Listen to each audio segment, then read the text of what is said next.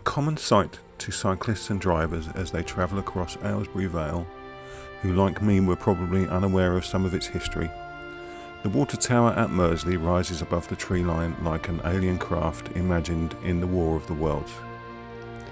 In this video we will touch on that history and remember some of the brave men and women who tragically lost their lives in service of their country.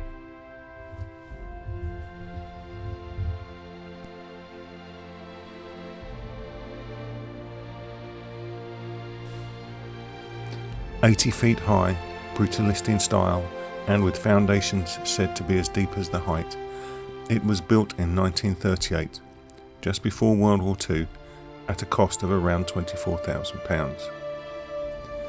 With a capacity of 500,000 gallons, supplied from the pumping station at Battleston, it provided a reservoir for a large area of north and central Buckinghamshire.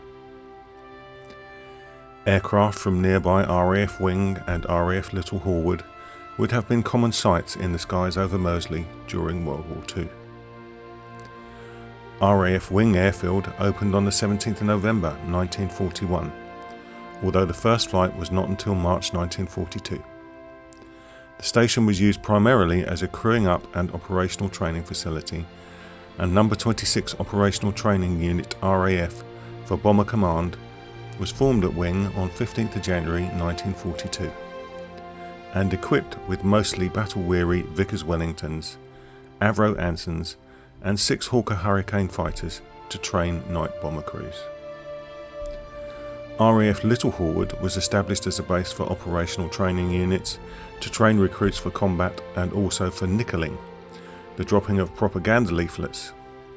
The airfield went operational on the 2nd of September 1942 and served as a satellite for RAF Wing. RAF Little Horwood also housed part of the Special Operations Executive, whose work included building radio devices for the resistance and covert agents and dropping them into occupied Europe. Inevitably, incidents occurred.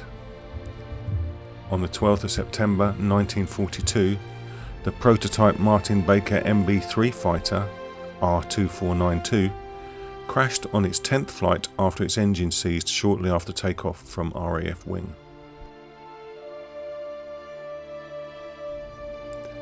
On 5th of February 1943, Sergeant Sidney John Dean was the bombardier aboard Wellington Z8970, which had completed a night training exercise. After the aircraft taxied to the dispersal and came to a halt, the bombardier left the aircraft by the front underneath exit without the pilot's knowledge to place chocks under the wheels. He was struck by the port propeller and died of his injuries here on the airfield. On the 7th of July 1943, pilot officers Raymond Winiat, Ronald South and Alfred Hawley were killed in the crash of Wellington X3955. On the 5th of February 1944, Wellington JA455 took off from Wing for a training exercise. The aircraft lost power while preparing to land and crashed into a wood at Fox Covert, about midway between Wing and Stukely. Sergeant William Kinsman and Sergeant James Dugwid were killed in the crash. One of the 5 hangars at Wing was destroyed when Wellington HE854 crashed on the 9th of June 1944, killing its 2 crew, Harry Wilkes and Francis Dickey Hubbard, 2 WAFs, Emily Dickens and Anne Reeves, and a male member of maintenance unit crew, Corporal Harold Hoare. On the 7th of July 1944, Wellington LP314 took off at 0125 hours. Approximately an hour later, the aircraft suffered a starboard engine failure. Pilot Officer William Henry, Sergeant Ivor Checkley, Flight Sergeant William Shepherd, Flight Sergeant John Dalton and Sergeant John Bolter were killed in the crash whilst trying to return to the airfield. On the 3rd of September 1945, Wellington LP657 from Wing was on a nighttime navigation training flight when it crashed near Jobson's Bridge, Spalding in Lincolnshire. All 5 crew were killed, including Sergeant Newton Smith. In the early hours of 7th of August 1943, Wellington X-3790 was making a second attempt to land at Little Horwood airfield.